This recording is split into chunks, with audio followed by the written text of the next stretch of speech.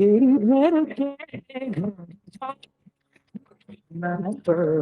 गिरधर के घर जा। जय जय श्री राधे। सादर दंडवत प्रणाम। इस पवित्र संगोष्ठी में मैं सभी आचार्यों का चरण वंदन करता हूँ।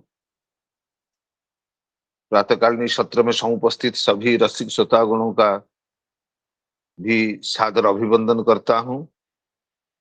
इस पावन संगोष्ठी में कथा व्यास के रूप में विराजमान हमारे परम वंदनीय आचार्य उपस्थित हो गए हैं, इसलिए मैं वंदनीय आचार्य जी से निवेदन करता हूँ कि वो भागवत कथा रससुधा पान करा के हम सभी को कृत्य कृत्य कराएं, आप्यायित कराएं। जय जय श्री राधे। दंडवत प्रणाम। वन्देऽहं श्रीगुरो श्रीयुतपदकमलं श्रीगुरून् वैष्णवांश्च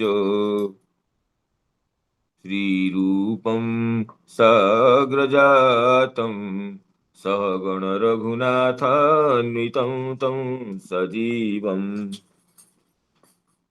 साद्वैतं सावधूतं परिजनसहितं कृष्णचैतन्यदेवं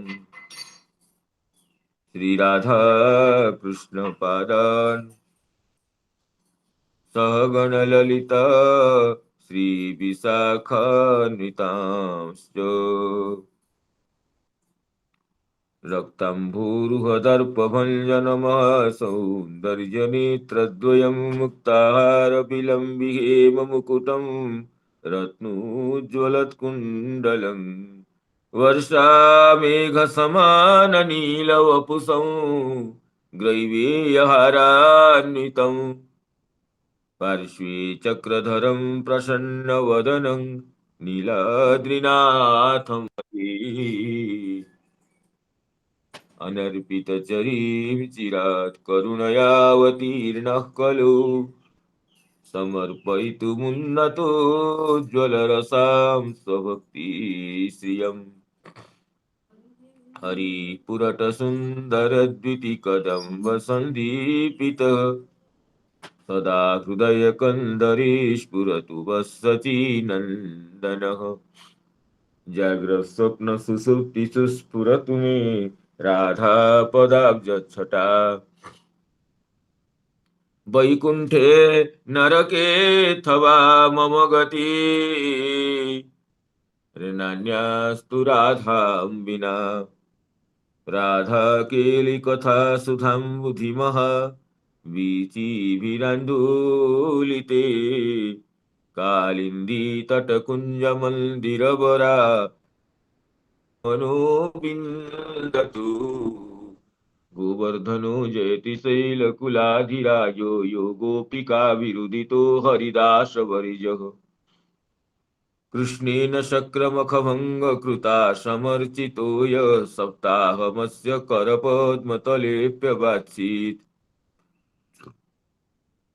जयति तरणिपुत्री धर्मराजस्वसाया कलयति मथुराया सख्यमतीति गङ्गाम् मुरहरदयितात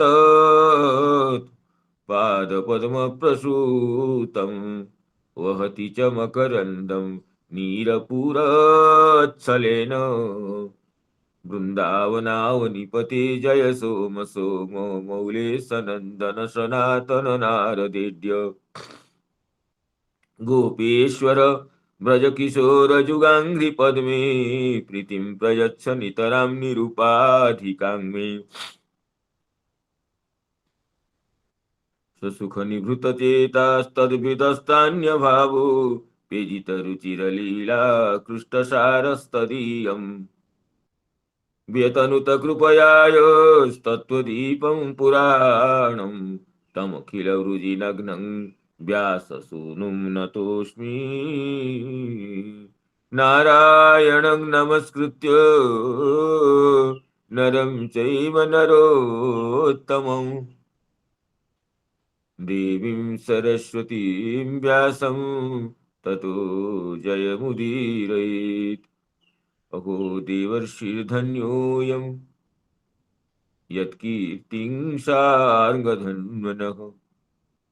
गायन्माद्यन्निदं तन्त्र्या रमयत्यतुरं जगत्। वृन्दायी तुलसी देवी प्रियायी केशवस्य च। कृष्ण भक्ति प्रदे देवी सत्यवती नमो नमः। मूकं करोति वाचालं पंगुं लंघयते गिरिं। यत्कृपातमहं वन्दे परमानन्दमाधवं। वाञ्छाकल्पतरुभ्यश्च कृपा सिन्धुभ्यैव च।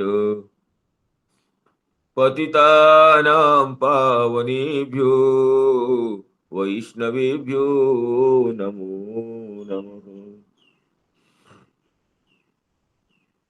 श्रीमद् भागवत कथा सत्र में समवेत समस्त पूज्य चरण वैष्णव वृंद, गुरुजन वर्ग, मातृमंडली और स्निग्ध मित्र समवाय को विनम्र प्रणाम और अभिवादन विज्ञापन करता। भगवत अनुकंपा से आप सभी की शुभेच्छा और प्रेरणा से हमें श्री भगवत गुणानुवाद श्रवण कीर्तन करने का यह परम सौभाग्य उपस्थित होता है। इसलिए पुनः कृतज्ञता निवेदन करते हुए गत दिवस कथा की जहां विश्रांति हुई थी वहां से आगे कथा सुधा में अवगाहन करने के लिए अनुज्ञा चाहता हूं। तो गोपियों की जो प्रीति अपने पुत्र में नहीं थी, वह प्रीति नंद बाबा के पुत्र श्री कृष्ण में थी।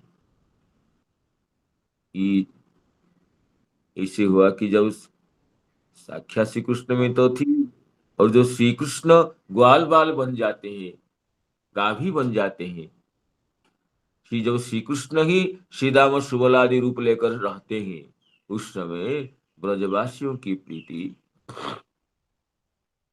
उनमें ज्यादा होती है अपने पुत्र की अपेक्षा। तो राजर्षि परीक्षित जी का ये प्रश्न रहा उस सुन करके कि ब्रह्मन परोद्भवे यान प्रेमा कथम भवे यो भूत पूर्वस्तोकेषु शोद्भवेष्वपि कथ्यता। अपने पुत्र को छोड़ करके, अपनी कुक्षी से प्रकटित पुत्र को छोड़ करके दूसरे के पुत्र नंद बाबा के पुत्र श्री कृष्ण में गोपियों की ऐसी असाधारण प्रीति कैसी हो सकती है। तो इसके उत्तर में सुखदेव जी जो कहे थे उसकी चर्चा चल रही थी। सुखदेव जी यही शुरू किए थे कि जिसकी हमें जहां भी जो भी प्रीति होती है, हमारी जहां जहां भी प्रीति है, हम अपने लिए करते हैं। हम जिसको अपना मानते हैं इस अहंतास्पद शरीर के लिए, सर्वेषाम अपि भूतानां नृप स्वात्मीव वल्लभ इतरे पत्य वित्ताद्या तद्वल्लभ तैव। तो अपने आत्मा में अर्थात अहंतास्पद शरीर में, जिसको हम आत्मा समझते हैं, हम देही विभाग को न समझते हुए जिसको हम खुद समझते हैं, जिसको अहंग शब्द से कहते हैं, उसी में जो प्रीति होती है वो प्रीति किस में नहीं होती है। हम कहते हैं हमारे पुत्र में, धन में, घर में, सब में प्रीति है। वो प्रीति इसलिए है कि अपने के लिए अनुकूल होने से, अपने को सुख देता है इसलिए प्रीति है। उनमें स्वतः सिद्ध प्रीति होती नहीं। जब देखते हैं कि हमारा चाहे पुत्र हो, पिता हो, माता हो, बंधु हो, जो भी हो, पति हो, पत्नी हो, जो भी हो, अपने लिए अगर प्रतिकूल होता है, अपने लिए दुखदाई होता है, अपने लिए पीड़ादायक होता है, तो कितना प्यारा होने पर भी हम उससे मुंह मोड़ लेते हैं। कहते हैं सुख ये तो हमें दुख देता है, पुत्र क्या होता है। पत्नी कहती है पति तो दुख देता है, पति क्या है। पति सोचते हैं कि पत्नी हमारे अनुकूल नहीं है, पत्नी क्या है। तो जितने भी हम जिस जहां पर भी हमारी प्रियता है, वो प्रियता आत्म सुख निबंधन है, आत्म सुख कैंद्रिक है, आत्म सुख हेतु है। और ये कहें कि तो अतः तद्राजेन्द्र तथा स्नेह स्वस्वकात्मनि देहिनाम न तथा ममतालंबी पुत्र वित्त गृहादिषु। इसलिए अहंतास्पद शरीर में जो प्रीति होती है, उससे ममतास्पद वस्तु में वो प्रीति नहीं होती। ममतास्पद अर्थात मेरा, मेरे कहलाने वाले जो भी वस्तु है, जो भी व्यक्ति है, जो भी पदार्थ है, उनमें जो प्रीति है वो प्रीति अहंतास्पद शरीर को, अहंतास्पद अपने जो आत्मा है, शरीर है चाहे, उसको लिए है। इसलिए ममतास्पद वस्तु से ज्यादा प्रीति अहंतास्पद में है, ये सिद्ध हुआ था। तद्राजेन्द्र यथा स्नेह स्वस्वनिदेहिनाम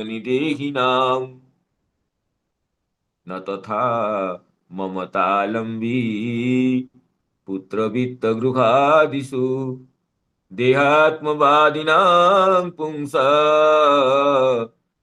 राजन्यसत्तमो यथा देह प्रियतमः तथा न ह्यनुजे च तम्। चाहे व्यक्ति देहात्मवादी क्यों न हो, देहात्मवादी देहमेव आत्मानं वदति, देहमेव आत्मानं वदितुं शीलं यस्य सः देहात्मवादी।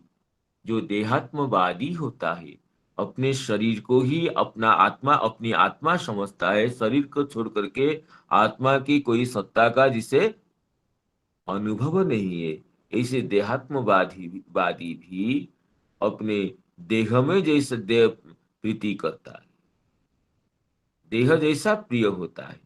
देह संबंधी वस्तु में ऐसा प्रीति नहीं होता है। देह संबंधी वस्तुओं में प्रीति इसलिए होती है कि यह अपने देह के लिए, आत्मा कहलाने वाले देह के लिए वो प्रिय ही, सुखकारी है। तो देहात्मवादी तो अपने देह को ही आत्मा समझता है, इसलिए आत्मा में जो प्रीति करनी है वो देह को करता है। तो देहात्मवादिनां पुंसाम अपि राजन्य सत्तमो यथा देह प्रियतमस्तथा न ह्यनुजेचतम। तो इसमें सिद्धार्थ महिपाद यही कहे थे कि कुतः तथा दर्शनात् इत्याह तत् तस्मादेव कारणात्।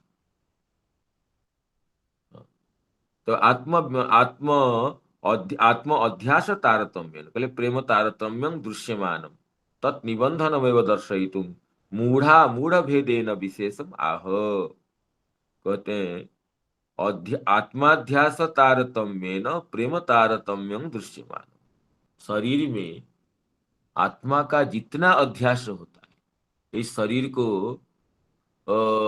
इस शरीर ही मैं ही हूँ, शरीर ही आत्मा है, ऐसा जो अध्यास जिसका जितना गाढ़ होता है, उसकी उसके शरीर में उतनी प्रीति होती है। शरीर को ही जो आत्मा समझता है, मूढ़ व्यक्ति तो शरीर को ही आत्मा समझता है। जिसको थोड़ा विवेक हुआ है वो शरीर से आत्मा को कुछ कुछ पृथक समझता है। तो मूढ़ भेदेन प्रेम अवो विशेषं दर्शयितुम् आह देहात्मवादिनांगिति द्वाभ्याम् तम देहं अनुलक्ष्य भवन्ति जे पुत्रादय ते तु न तथा प्रियतम तदर्थत्वेन ते प्रिया इति इत्यर्थत्वेन ते प्रिया। इसलिए जो देह को ही आत्मा समझते हैं, जो देहात्मवादी है, जो मूढ़ है, विवेक रहित है, उनका भी शरीर में जितनी प्रीति होती है, शरीर संबंधी वस्तु में वह प्रीति नहीं देखी जाती। इसलिए देखी जाती कि वो शरीर से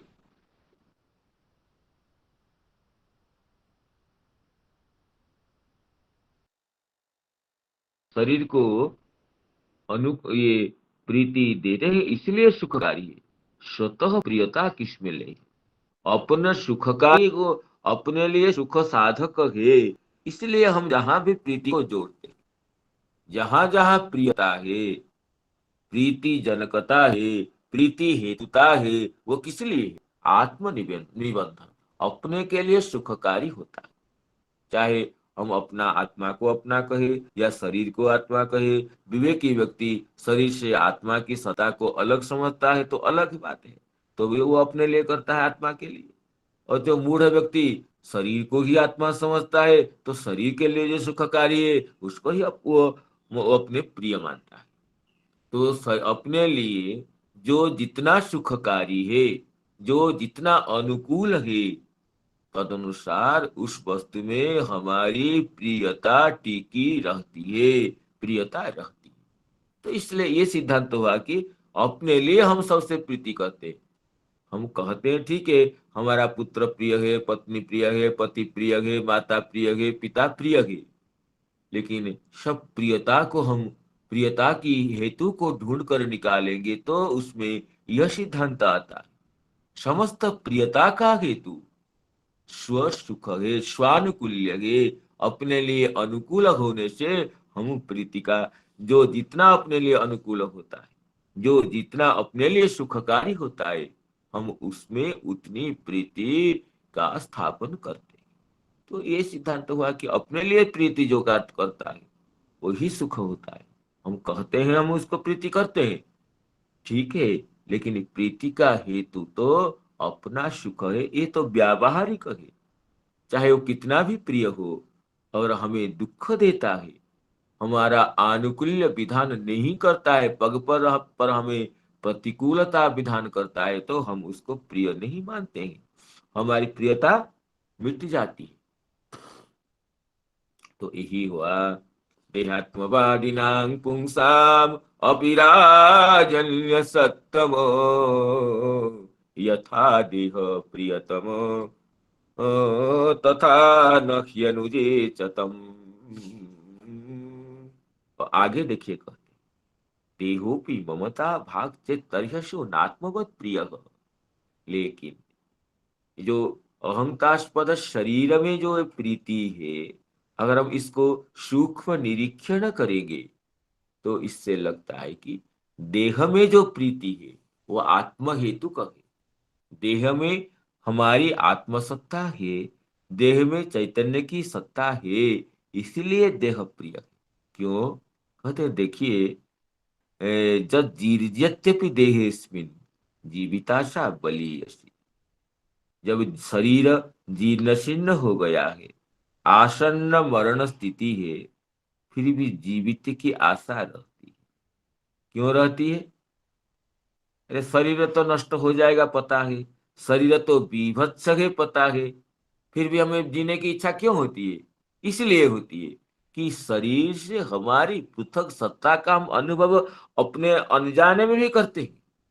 अगर शरीर ही यही है, शरीर ही हम है, यह सोचते, हमारा यह बोध होता, शरीर को लेकर प्रीति होती, तो मरणासन्न अवस्था में, शरीर नष्ट भ्रष्ट हो जाने पर भी, शरीर विभत्सित हो जाने पर भी, गलित पलित हो जाने पर भी हमें जो जीने की इच्छा होती है, तो इसमें हमारे अनजान में शरीर से हमारी अपनी पृथक सत्ता का हम अवलोकन करते हैं, अनजान में ही जानते हैं। इसलिए हम शरीर जीर्ण होने पर भी, बलित पलित हो जाने पर भी, आसन्न मरण स्थिति में भी हम जीवन की इच्छा करते हैं। एक एक व्याख्यान है, दूसरी व्याख्यान भी इसका है। कहते हैं श्री स्वयंपाद कहते हैं तस्मात् जीर्यति अपि आसन्न मरणे अपि जीविताशा भवति अयं भाव न जीविष्यति इति निश्चिते अपि देहे जत प्रेमास्पदत्वं तत आत्मगतम एव न तो देहगतम। मरणासन्न शरीर में भी, जीर्ण शीर्ण शरीर में भी जो ममतास्पदत्व होता है, जो प्रीति रहती है, वो तो आत्मगत प्रीति है, देहगत प्रीति नहीं है। क्योंकि तस्य मरणोन्मुखत्वात्।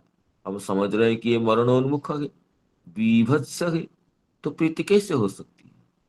हम शरीर से अपनी आत्मा की पृथक सत्ता को आधार करके ही हम कहते हैं हम जिएंगे। अथवा तद जस्मिन् देहे जीर्यत्यपि जीविता सा अविवेक दशायां बलिष्यासीत् सा तु विवेकिनः यदा ममता भाग भवति तदा आत्मवत् प्रियो न भवति अतः तत्र नाति व आस्था। कहते अथवा ये अर्थ हो सकता है एक व्यक्ति की अविवेक दशा में, अविवेक अवस्था में, विवेक उत्पन्न होने की पहली स्थिति में, जब हम शरीर और आत्मा, जड़ और चेतन, देह और देही, इसका भेद का हम पता नहीं था जिसको, इस व्यक्ति को अविवेक दशा में शरीर जैसा प्रिय था, विवेक उत्पन्न हो जाने पर देह देही विभाग का किंचन मात्र में अनुभव हो जाने पर इस शरीर से आत्मा की अलग सत्ता है, इसका बोध होने पर फिर शरीर में ममता घट जाती है। ममता उतनी नहीं रहती जैसे अविवेक दशा में थी।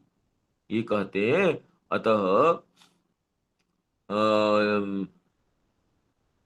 जस्मिन् देहे जीर्यत्यपि जीविता सा अविवेक दशायां बलीयसी आसीत् सा तु विवेकिनः यदा ममता भाग भवति तदा आत्म प्रियो न भवति। इसलिए अविवेकी व्यक्ति का या अविवेक अवस्था में शरीर में जैसी प्रीति थी, विवेक उत्पन्न हो जाने के बाद अब ये शरीर में प्रीति रहती है, ठीक है, लेकिन आत्मा जैसे प्रीति नहीं रहती।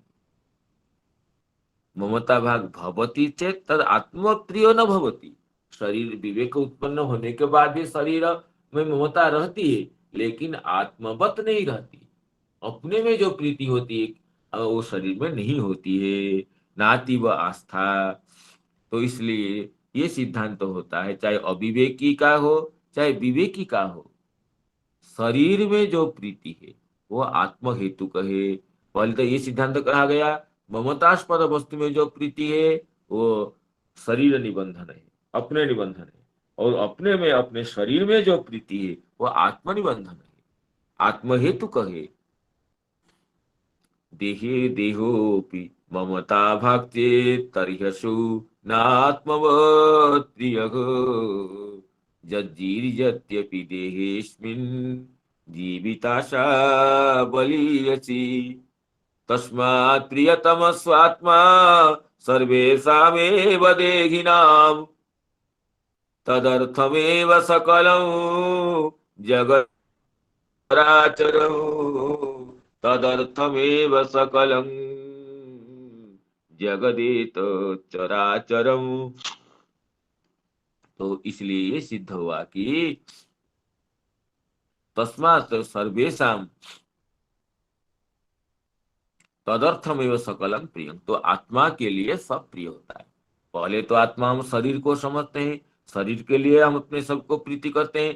शरीर में प्रीति करने पर भी शरीर में जो प्रीति परिदृष्ट होती है उस प्रीति का आधार तो आत्मा है। आत्मा नहीं रहने से शरीर में प्रीति नहीं रहती। हम देखेंगे जिस शरीर में माता पिता पत्नी पुत्र का जिस शरीर में हम प्रीति करते हैं, शरीर जब निष्प्राण हो जाता है हमारी प्रीति नहीं रहती। हम अपने शरीर में भी प्रीति अगर करते हैं तो आत्म हेतु का प्रीति होती है। तो समस्त वस्तु में प्रीति शरीर के लिए और शरीर में प्रीति आत्मा के लिए। यहाँ तक तो सिद्ध हुआ। अब आत्मा में भी जो प्रीति है वो उन आत्माओं की भी आत्मा, आत्माओं की भी जो आत्मा, आत्मा को भी चेतन करने वाले, आत्मा की भी जो चेतयिता है। श्रुति में ये कहते हैं कि ये परमात्मा तो आत्मा के भी, पर आत्मा की भी आत्मा है। अखिलानां जीवानां आत्मनां आत्मानं शरीरम, शरीर सब आत्माओं की भी जो आत्मा है उनमें तो आत्मा वो है, वह भगवान श्री कृष्ण है। जस्यात्मा शरीरम ज आत्मनि तिष्ठन् जम आत्मा नवेद ज आत्मानं अंतरो यमयति तस्य पृथ्वी शरीरम जस्य अव्यक्तं शरीरम, ये श्रुति का वचन है। यह जो आत्मा जिसका शरीर है, जो आत्मा में रहकर आत्मा को नियंत्रित करते हैं, आत्मा जिसको नहीं जानता है जानती है, वह परमात्मा तो आत्मा का भी आत्मा है। वही मूल परमात्मा, परमात्मा का घनीभूत स्वरूप सच्चिदानंद घन परमात्मा तो श्री कृष्ण है। तो इसलिए प्रीति का मूल उच्च तो परमात्मा में आ गया। जहां जहां भी ममतास्पद वस्तु में प्रीति है, वो शरीर अपने शरीर निबंधन है, मैंने अहंतास्पद शरीर निबंधन है। शरीर में जो प्रीति है वो आत्महेतुक है, और जहां भी जो प्रीति है आत्महेतुक है। तो उस आत्मा की भी आत्मा, आत्मा की भी चेतयिता, आत्मा की भी मूल उच्च परमात्मा श्री कृष्ण है। इसलिए श्री कृष्ण में तो प्रीति स्वाभाविक है, निरुपाधिक है, स्वतःसिद्ध प्रीति। और जहां जहां जो प्रीति है वो आपेक्षिक है, वो निरुपाधिक नहीं है। इसलिए ये कहते हैं कि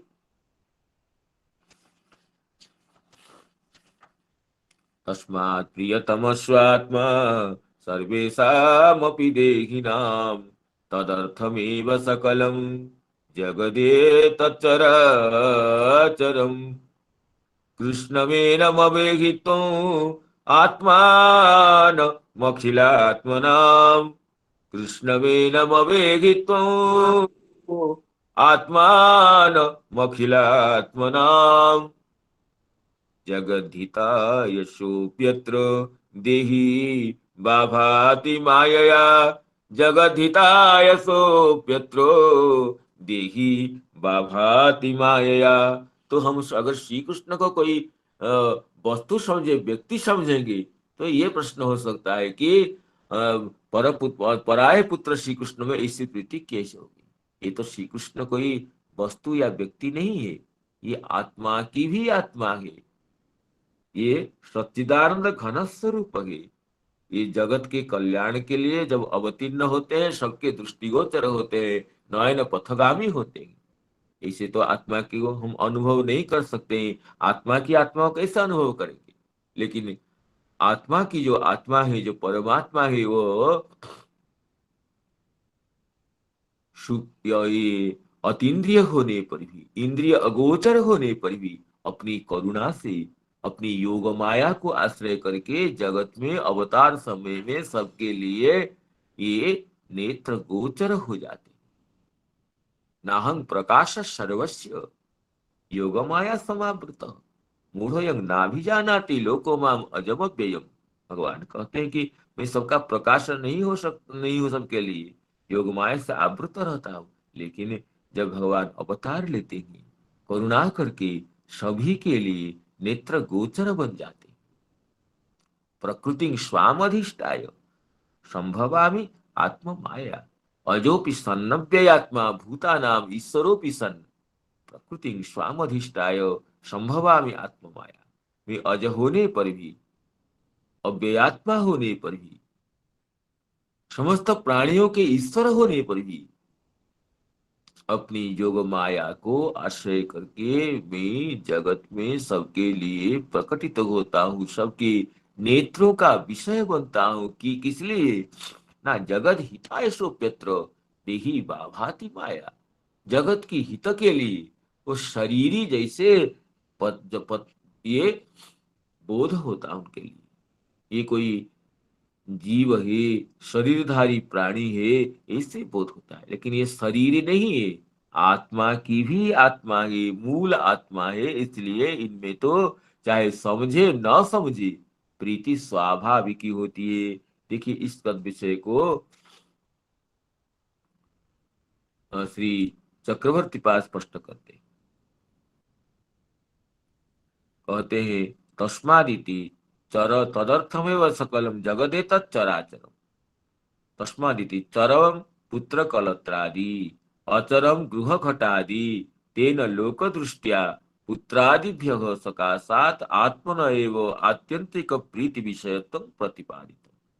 लोक दृष्टि से हम शरीर में प्रीति करते हैं, शरीर में प्रीति करते हैं इसलिए करते हैं कि ये शरीर में प्रीति भी आत्म हेतु कहे, चाहे चर हो चाहे अचर हो।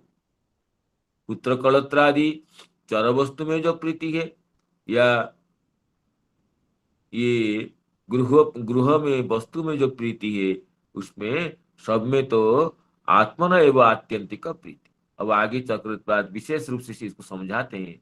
विवक्षितं सिद्धांतं प्रतिपादयन् तत्व दृष्टिया तस्यापि आत्मनः आपेक्षिक प्रीति विषयत्वमेव आत्यंतिक प्रीति विषयत्वं केवलम कृष्णस्यैव इत्याह। कहते सब में तो प्रीति है लेकिन आपेक्षिक प्रियता है, वो वस्तुतः आत्यंतिक प्रियता नहीं। आत्यंतिक प्रीति तो केवल प्रीति विषयता तो अंतिम में तो भगवान में पहुंचती। जैसे घट भी सत्य है लेकिन घट तो आपेक्षिक सत्य है, घट की अपेक्षा मृत्तिका सत्य है। मृत्तिका भी सत्य है लेकिन वो आपेक्षिक सत्य है। मृत्तिका की अपेक्षा पृथ्वी सत्य है, पृथ्वी भी सत्य है लेकिन आपेक्षिक सत्य है। पृथ्वी की उत्पत्ति किससे हुई है? जल से हुई है। जल भी सत्य है लेकिन आपेक्षिक सत्य है। जल से वो अग्नि से जल की उत्पत्ति है तो अग्नि ही सत्य है, लेकिन अग्नि भी आपेक्षिक सत्य है क्योंकि वो वायु ही सत्य है। वायु भी सत्य है लेकिन वो आपेक्षिक सत्यता उसमें है। उसकी तो उत्पत्ति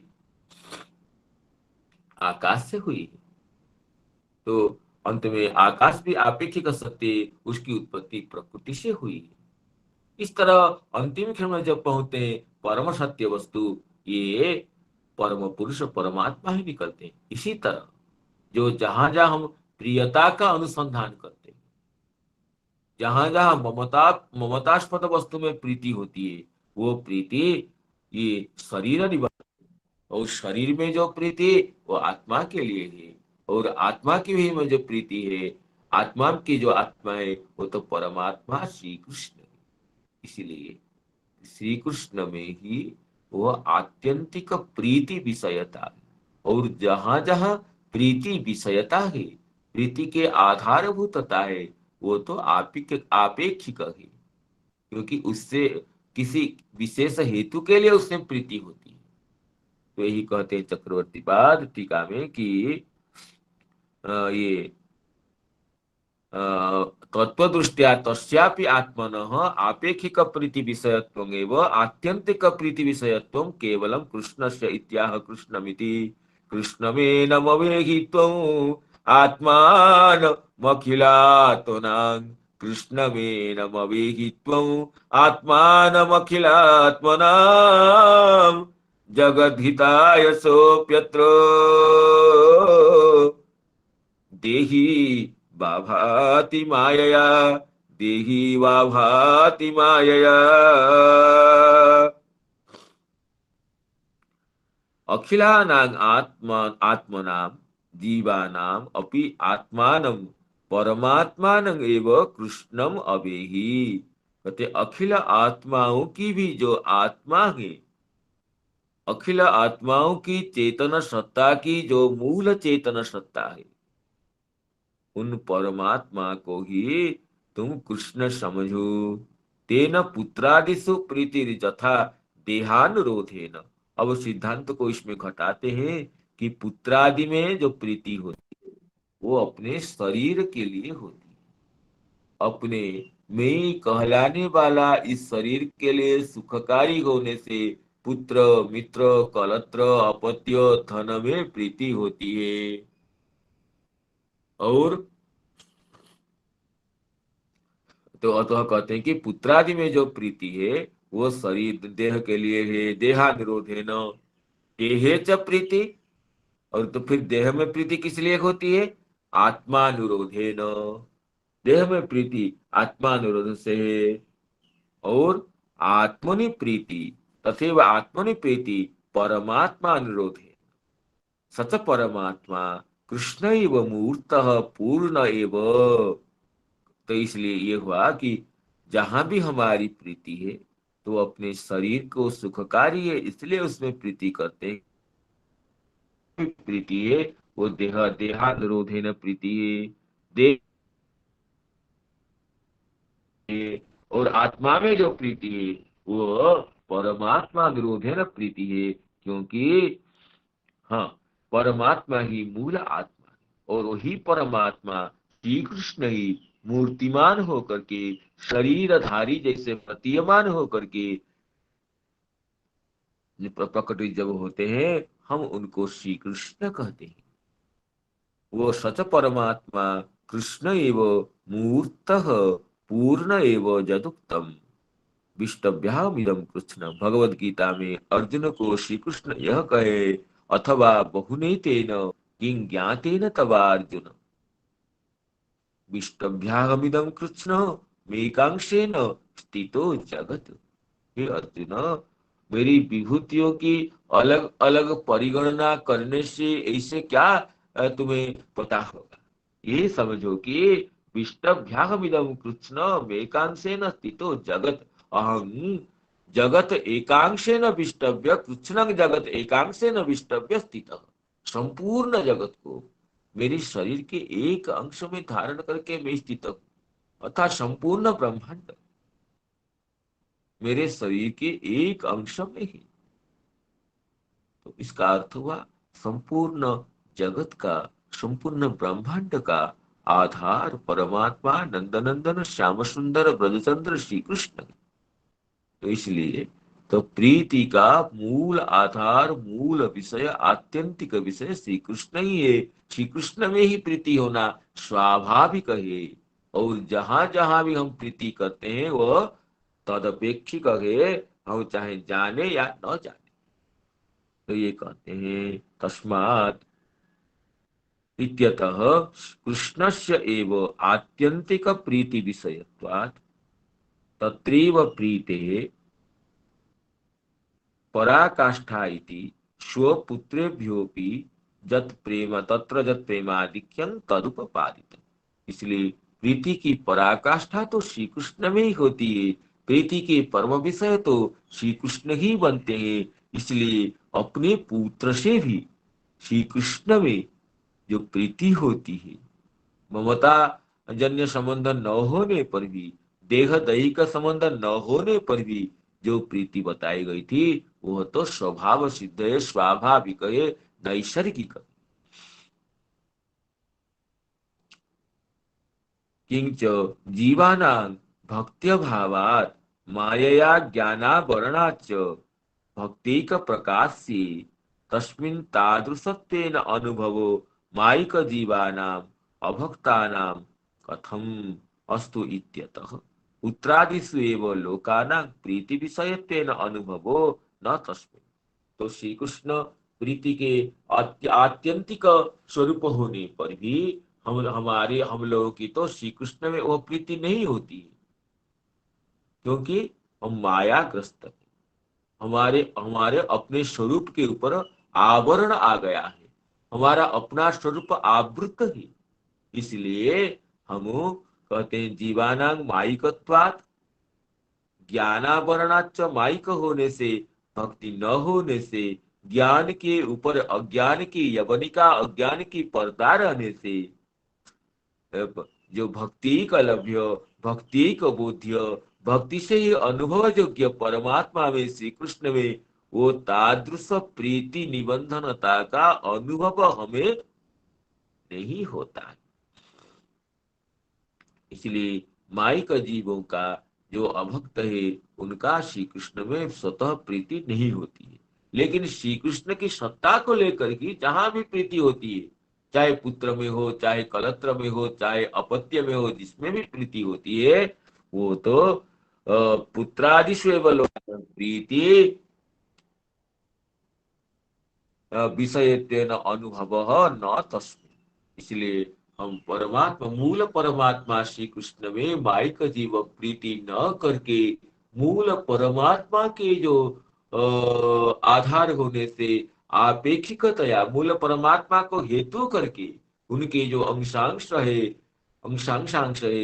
उस पुत्र कलत्र आदि में प्रीति होती है, क्योंकि हम माइक है, माया से हमारे ज्ञान के ऊपर आवरण आ जाने से।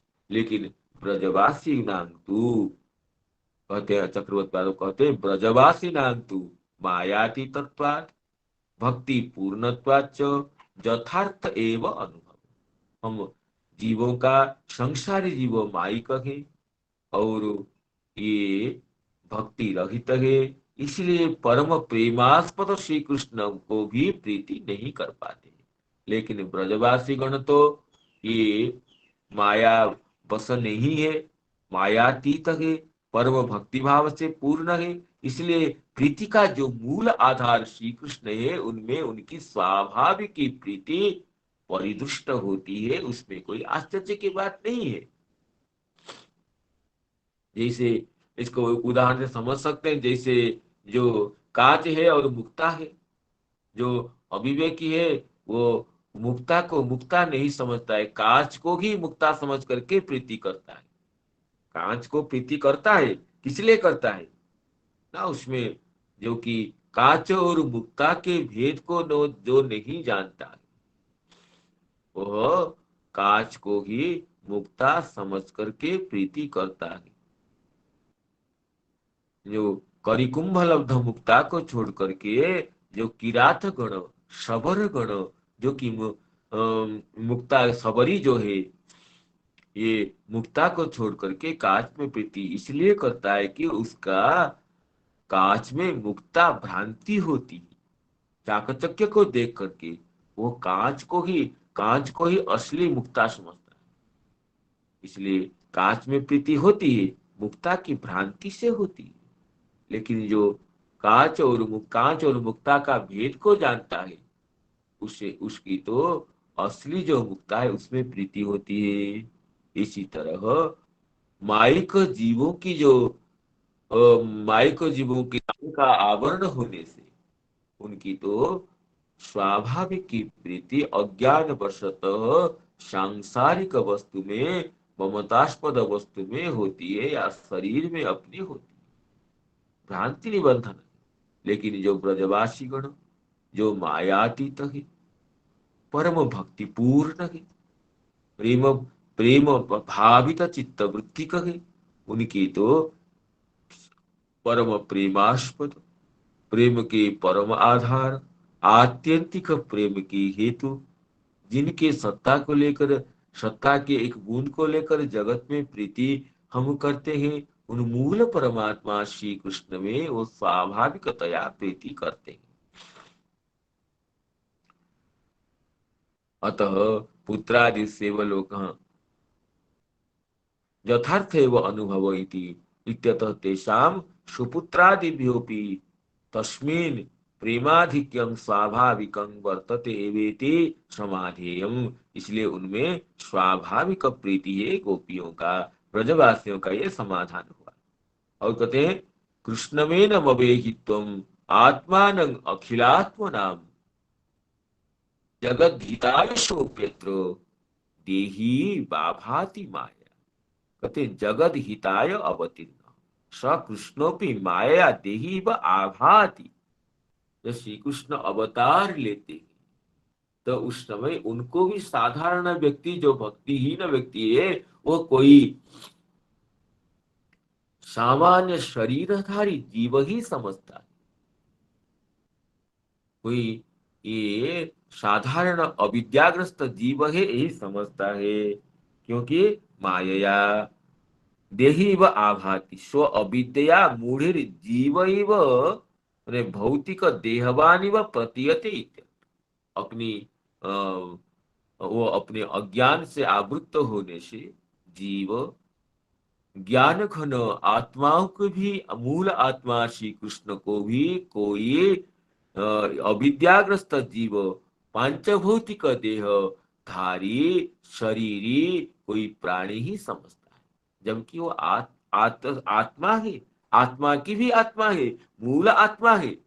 लेकिन यह बोधन अवतार समय में भगवान जब प्रकटित होते हैं तो वो माया से देही जैसे प्रतीत होते हैं।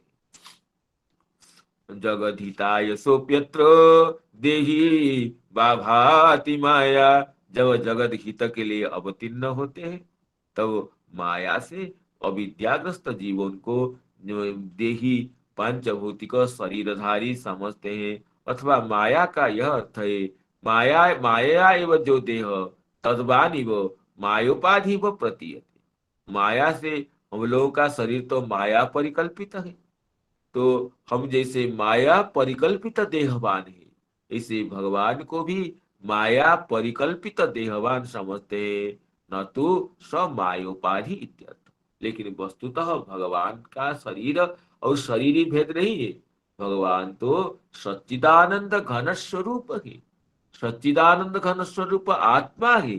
जगत के कल्याण के लिए जब होते हैं तो अब उनको भी अपने नेत्र सबके नेत्र गोचर बना देते। तो इसलिए यही कहते हैं देहि बाभाति मायया स्वाविद्या मूढ़िर्जीव एव भौतिक देवानिव प्रतीयते। तद्वा मायया एव जो देह तद्वानिव मायोपाधि इव प्रतीयते न तो स मायिकोपाधि। अतएव मधुसूदन सरस्वती पादिरपि, मधुसूदन सरस्वती भी ये कहते हैं वर्णना करते हैं कि सच्चि सुखी कबपुस पुरुषोत्तमस्य, सच्चि सुखी कबपुस पुरुषोत्तमस्य नारायणस्य महिमा नहिमानमेति, नारायणस्य महिमा नहिमानमेति।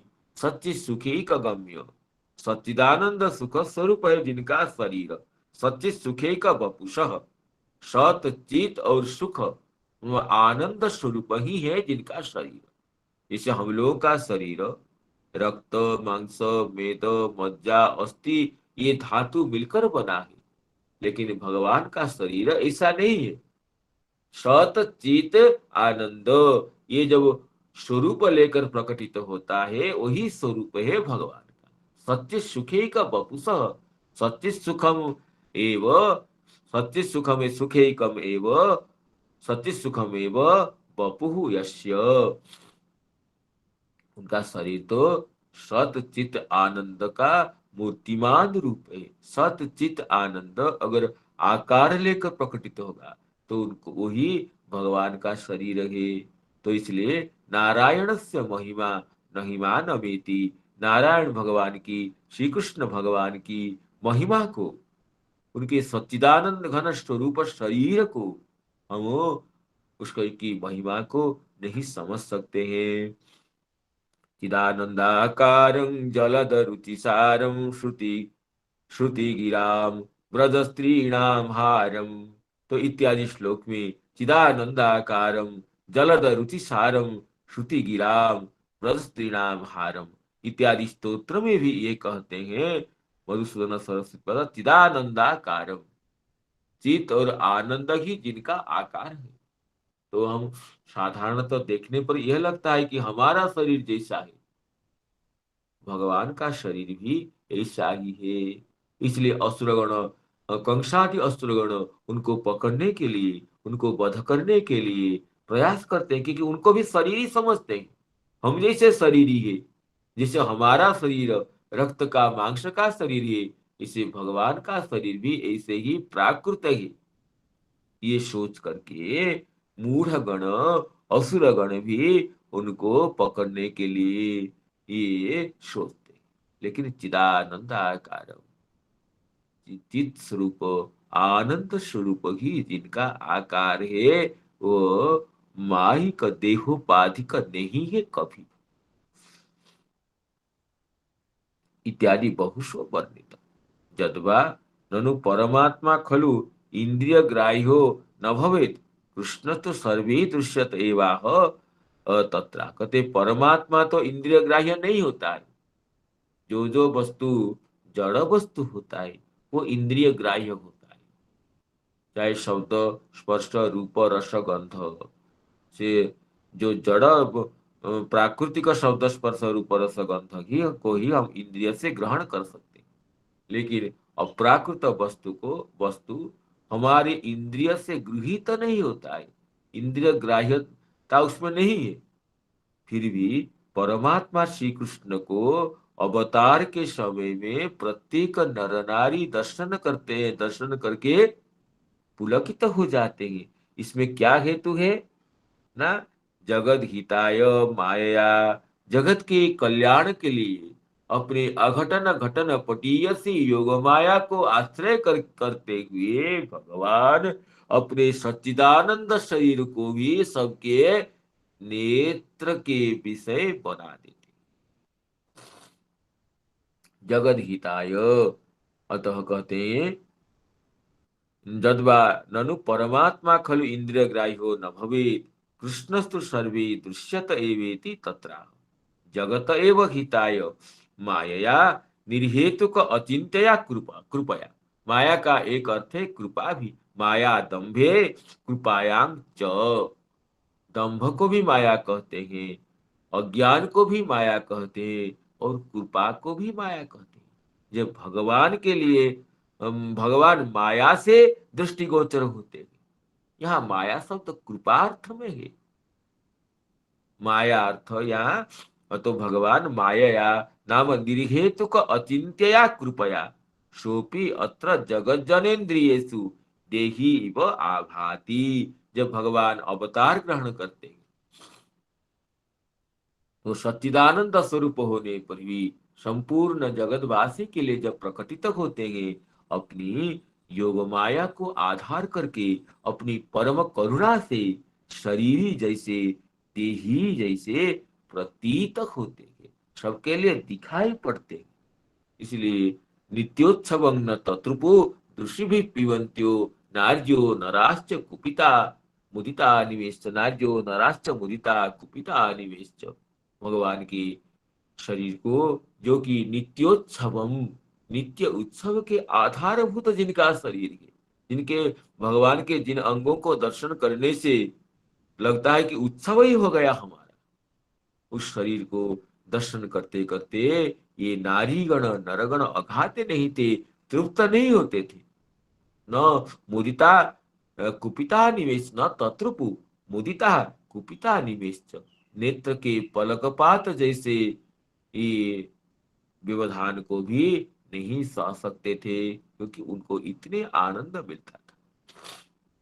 अतः भगवान अपने अविचिंत्य करुणा से, अहेतु की कृपा से अपने इंद्रियातीत स्वरूप को भी अवतार के समय प्रकटित कर देते हैं, जिससे सभी व्यक्ति असुर तक भी उनको दर्शन करने की योग्यता लाभ करते हैं।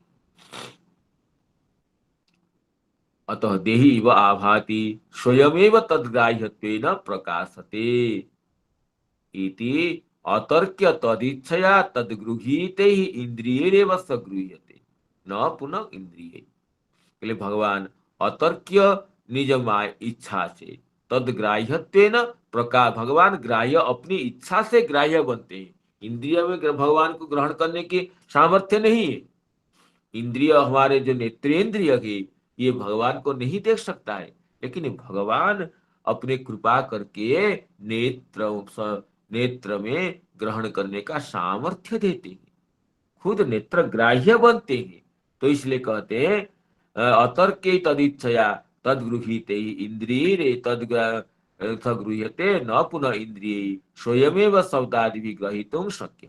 इंद्रिय स्वयं भगवान को ग्रहण करने के लिए समर्थ नहीं है। भगवान जब अवतार लेते हैं, कृपा करके प्रकटित होते हैं, तब वो करुणा करके नेत्रों से गृहीत होते हैं, खुद अपने नेत्रों के विषय बन जाते हैं, अपनी इच्छा से नेत्र ग्राह्य होते हैं। नेत्रों का सामर्थ्य नहीं है उनको दर्शन करने के लिए, त्वक का सामर्थ्य नहीं है उनको स्पर्श करने के लिए, खुद ये तो त्वक के द्वारा ग्राह्य होते हैं, नेत्रों के द्वारा ग्राह्य होते हैं। यही कहते हैं अतएव भागवतामृत धृतम नारायणाध्यात्म वचनम। भागवतामृत ग्रंथ में ये वचन है नित्याव्यक्तोपि भगवा निख्यते निज शक्ति तक नित्याव्यक्तोऽपि भगवानीक्ष्यते निज शक्तितः तामृते परमानंदं कः पश्येतामितं प्रभु। भगवान नित्याव्यक्त होने पर भी अपनी शक्ति से ही इक्ष्यते, सबके नेत्र गोचर होते हैं। तामृते, भगवान की अचिंत्य शक्ति के बिना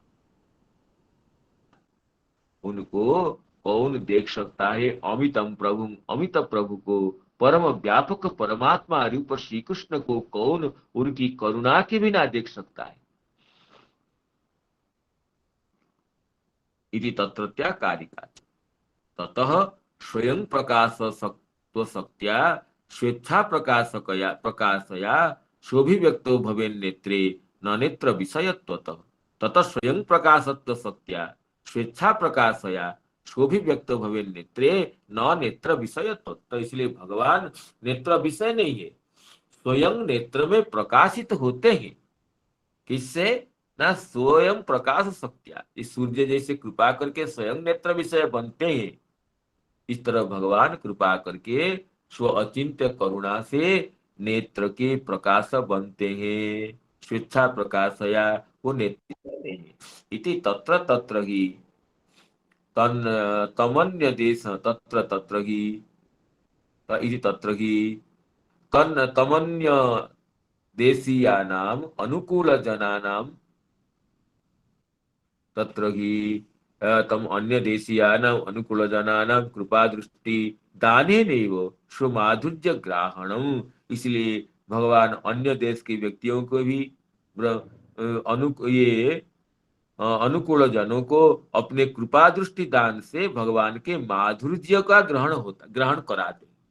और जो प्रतिकूल व्यक्ति है, कंस जरासंध आदि, कंस जरासंध दुर्योधन आदि है, वो दर्शन करने पर भी असुराणां तु पित्त दूषित रसनया मत्स्यंडिका भोजनम इव प्राकृतेरेव इंद्री तन्माधुर्य ग्रहण रहितम एव दर्शनम। इसलिए जो असुरगण दर्शन करते हैं वो तो भगवान के माधुर्य का अनुभव नहीं करते, तन माधुर्य रहित ही दर्शन होता है। जैसे कहते हैं पित्त दूषित रसनया मत्स्यंडिका भोजन इव। जैसे मत्स्यंडिका मिश्री खंड को कोई जिसको पित्त रोग हुआ है वो मिश्री तो खाता है, लेकिन पूछने पर कहता है कि मिश्री कैसे लगते ना, बहुत कड़वा लगता है। और अतः पित्त दूषित रसना जो व्यक्ति है उसका मिश्री भोजन भी मिश्री भोजन नहीं है। वो मिश्री को भी खाकर वो नीम के स्वाद का अनुभव करता है। खाता है तो मिश्री खंड को, लेकिन उससे अनुभव होता है निम्ब भक्षण का। तो वस्तु तो उसको मिश्री का भक्षण नहीं होता है। किसको? ना पित्त दूषित रसनया मत्स्यंडिका भोजनम इव प्राकृतिरेव इंद्रिय तन्माधुर्य ग्रहण रहितमेव दर्शनम। तो प्राकृत इंद्रिय से दुर्योधन जरासंध कंसादि जो भगवान को दर्शन करते हैं अवतार के समय में, तो माधुर्य अनुभव रहित दर्शन होता है। और जो अनुकूल व्यक्तिगण है, भक्तगण है, तो उनको अपने अपने अधिकार के अनुसार माधुर्य सहित दर्शन होता है।